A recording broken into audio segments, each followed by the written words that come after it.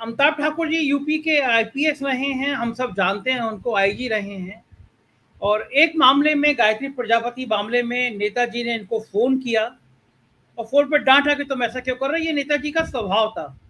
बाद में अमिताभ जी को तो उस समय लगा कि शायद नेताजी उन पे को धमकी दे रहे हैं। होती है कई बार गलतफ़हमी, अमिताभ जी ने बाद में मुझसे भी कहा कि उन्हें इस तरह की गलतफ़हमी हो गई थी। लेकिन अमिताभ जी को गुस्सा आया, और किसी भी आईपीएस को गुस्सा आना चाहिए कि कोई भी नेता ऐसे कैसे धमका रहा है। और अखिलेश यादव उस समय मुख्यमंत्री थे, और अमिताभ जी ने वो कदम उठाया जो शायद ही कोई उठा सकता होगा। उन्होंने नेताजी के खिलाफ मुकदमा लिखाने की एप्लीकेशन दे दी, एफआईआर कराने की एप्लीकेशन दे दी। लेकिन उसके बाद जो हुआ, उसने अमिताभ जी की सारी सोच बदल दी। अमिताभ जी ने मुझसे व्यक्तिगत कहा कि मैं मुख्यमंत्री के पिता के खिलाफ एफआईआर लिखा रहा था, लेकिन फिर मेरे संग जो विनम्रता वाला आचरण हुआ वो काबिल तारीफ था। मैं अब ज़्यादा नहीं कह के मैं अमिताभ जी से खुद सुनता हूँ। अमिताभ जी, आपने नेताजी के खिलाफ एक एफआईआर कराने की एप्लीकेशन दी थी, आपने मूवमेंट भी किया था। आज की तारीख में आपको क्या लगता है, वो जो फ़ोन था या उसके बाद आपको लगा कि भाव ये नहीं था, या नेताजी के बारे में आपका क्या मानना है, उनकी राजनीति के बारे में क्या मानना है? माइक अनम्यूट कर लीजिएगा Amitabh ji, mic mic mic.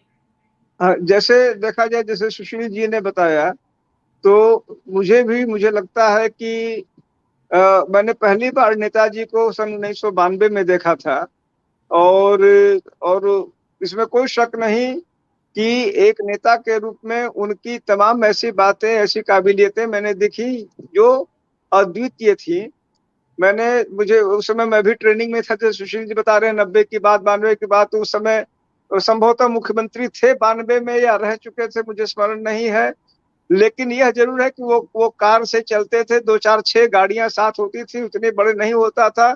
और एक मैंने उन्हें देखा था कि एक, जहां तक मुझे याद है, स्टूल पे या कोई चीज पर चढ़ के उन्होंने इतने जो है लोगों के साथ बिल्कुल ही खुल के बात कही थी, जो बहुत ही रेयर था। दूसरा अनुभव, चूंकि ये मैं भी, जैसे अब जो अनुभवों की बात हो रही है और ऐसी ऐसे नेता की बात हो रही है जिनके जमीन से जुड़े होने, पूरी तरह जमीनी होने की बात को लेके हमें नहीं लगता कि कोई भी व्यक्ति इस पर किसी भी प्रकार से प्रश्न चिन्ह उठा सकता है। मुझे याद है, मैं एक बार एसपी था और मैं उस समय मुझे मुख्यमंत्री आवास में बुलाया गया था, मैं गया था। और जिस जिले में मैं एसपी था, वहीं के कार्यकर्ता भी वहां गए थे। नेताजी को कहीं जाना था, कहीं मुख्यमंत्री के रूप में उन्हें हड़बड़ी थी। वह जो है वह जाना चाह रहे थे, लेकिन उस जो कार्यकर्ता था उसकी बात मैं कभी नहीं भूल पाऊंगा। उसने कहा कि मैं तुमको नहीं जाने दूंगा, तुम चाहे कुछ हो, मेरे नेता हो, मेरी पूरी बात सुने बिना नहीं जाओगे। और जिस हक से उन्होंने उस कार्यकर्ता ने वो बात कही, और नेताजी ने फिर उसका रुके वो, और उसकी पीठ थपथपाई और कहा कि अब बोलो जो कहना है। मैं समझता हूँ सुशील जी भी शायद यही बात कह रहे थे, राय साहब भी, और आप भी यही बात कह रहे थे कि यह सब बातें ऐसी विलक्षण बातें हैं जिन्होंने ऐसे नहीं किसी व्यक्ति के लिए कोई आदमी गुर्दा देने को तैयार है। यहाँ घर में कोई किसी को गुर्दा नहीं देना चाहता। गुर्दा तो छोड़ दीजिए, कोई किसी को अपने सर के बाल नहीं देना चाह रहा, गुर्दा तो बहुत बड़ी बात है। तो ऐसे ही कोई नेता नहीं बनता है। मेरे साथ हर व्यक्ति की जिंदगी में कुछ बातें हो जाती हैं। मैं सही पे था, गलत पे था, ये इसका तो इतिहास ही इसका फैसला करेगा। मुझे जो सही लगा था उस समय मैंने किया। हाँ, ये बात मैंने आपके सामने भी कही, मैं हमेशा स्वीकार करूंगा। और बाद की घटनाओं ने मुझे इसके लिए और कन्विंस किया कि इसके बाद भी मैं सुरक्षित रहा। मुझ पर मुझे आसानी से मुझ पर रेप का मुकदमा हो गया था, पीसी एक्ट का मुकदमा दर्ज कर दिया गया था। मैं आसानी से अरेस्ट हो सकता था, महीनों तक, सालों जेल रह सकता था, लेकिन ऐसा कुछ नहीं किया गया। मेरी पूरी प्रतिष्ठा बनी रही। यह बातें बड़ी विरली हैं।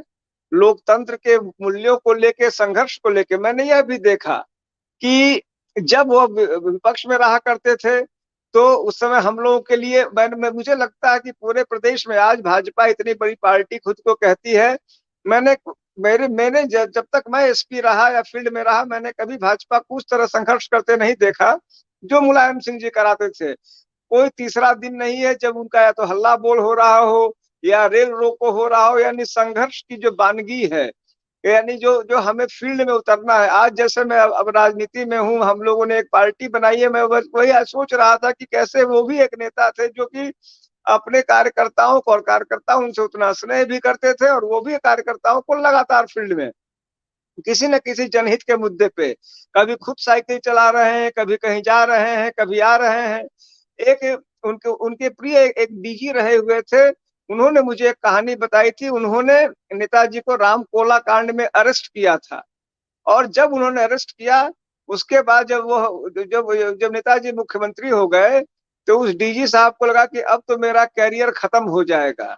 लेकिन इसके बाद भी उस डीजी साहब को, उनका जेल त्रिपाठी साहब नाम है उनका, जेल त्रिपाठी साहब को बुलाया गया, कहा गया कि नेताजी आपसे मिलना चाहते हैं। वह बहुत ही घबरा गए थे कि पता नहीं, अब जिस जिस व्यक्ति को मैंने अरेस्ट किया, अरेस्ट ही नहीं किया था, और कुछ सख्ती के साथ अरेस्ट किया था। तो जब उनको बुलाया गया, मुख्यमंत्री के पास गए, तो मुख्यमंत्री ने मुस्कुरा के कहा कि ये बताओ, तुमने मुझे अरेस्ट किया था? इन्होंने कहा हाँ। तो मुख्यमंत्री जी ने कहा, यानी नेताजी ने कहा कि क्या तुमने जिस तरह की सख्ती उस समय दर्शाई थी, मैं तुम्हें कहीं एसपी बनाऊंगा तो उसी तरह की सख्ती दिखाओगे? उन्होंने कहा बिल्कुल दिखाऊंगा, और उसी के साथ उन्होंने तत्काल उनको एसपी बनाया, सम्मान दिया। मैं समझता हूँ कि हजारों नहीं, लाखों लोग ऐसे हैं, शायद करोड़ों लोग ऐसे हैं, जिनके पास अपने अपने किस्से हैं, और उनको साथ लेके उनके लिए, और ऐसे ही नहीं, आप हैं, हम हैं, सब लोग हैं। इतने संख्या में किसी के प्रशंसक ऐसे नहीं हो सकते हैं। और यह बातें हम लोग के लिए सीखने के लिए, भविष्य के सीखने के लिए है कि लोकतांत्रिक मूल्य क्या होते हैं, समाजवादी विचारों को लगातार सामने रखना, इस देश में समाजवादी विचारों की कितनी जरूरत है, और जो राइटिस्ट व्यू कितना हावी हो गया है, आम नागरिक के अधिकारों को लेके किस प्रकार से उपेक्षा हो रही है, किस प्रकार इन बातों की जगह धर्म हावी हो गया है, धर्म की छोटी छोटी बातों पे एफआईआर हो रही हैं, किस प्रकार बोलने पर पाबंदी लग गई है। मुलायम सिंह जी ने, मुझे नहीं याद है कि कभी किसी के बोलने पे कोई एफआईआर कराया हो, कभी किसी के खिलाफ कोई कार्रवाई इस तरह के मामलों में की हो। उन्होंने वो अपनी बात कहते थे, लोगों को अपनी बात कहने थी। कभी भी पॉलिटिकल रीजन से उनके समय एफआईआर होते मैंने नहीं सुना था। मैं कई जगह उनके समय एसपी रहा, पॉलिटिकल रीजन से किसी पर एफआईआर हो, यह मैंने कभी उनके बारे में, और हम लोगों को कभी यह नहीं था कि पॉलिटिकल, यह जरूर है कि उनका कोई कार्यकर्ता कभी फंस जाए तो उनके लोग उसको बचाने जरूर आते थे। उनके लोगों में यह था कि भाई हमारा कार्यकर्ता जो है उसको हम बचाएंगे। कभी कभी वो गलत के लिए भी उनके लोग बचाते थे, और यदा कदा ये भी होता था कि वो नेताजी तक भी अपनी बात कह दिए, उनको वो बात सही लगी तो उसके लिए पैरवी कर देते थे। लेकिन किसी को फंसाना, मैं समझता हूँ कभी उनकी फितरत में नहीं था। मुझे नहीं लगता कभी किसी को, यह सब बातें ऐसी थी जो आज के राजनीतिक परिदृश्य को देख के बिल्कुल अजूबा लगता है। जिन लोगों ने वह काल नहीं देखा है, वह विश्वास नहीं करेंगे कि ऐसा भी समय था जब राजनीतिक कारणों से लोगों को फंसाने के दौर नहीं थे, जब बोलने पे पाबंदी नहीं थी, जब लोग अपनी राजनीति आराम से कर सकते थे, एक दूसरे के साथ मिलकर कर सकते थे, एक दूसरे को कहते भी थे, सुनते भी थे। ये सब ऐसी बातें हैं जो उनके साथ अंत हो रही हैं। यदि मुझे लगता है कि अखिलेश जी यदि वास्तव में उनकी राजनीतिक विरासत लेना चाहते हैं, अभी इनको भी बहुत कुछ सीखना है, बहुत कुछ जानना है, बहुत कुछ समझना है मेरी समझ में, तो उन्हें उनके जो मूल्य हैं, जो राजनीतिक मूल्य हैं उनके, जिनके लिए नेताजी लगातार रहे, विशेष करके लोकतांत्रिक वैल्यूज को लेके, जमीनी लोगों की बात को लेके, उन वैल्यूज को मुझे लगता है सीखने में अभी अखिलेश यादव जी को सीखना चाहिए, जानना पड़ेगा। क्योंकि समाजवादी विचारधारा एक महत्वपूर्ण विचारधारा है हमारे देश की, विश्व की।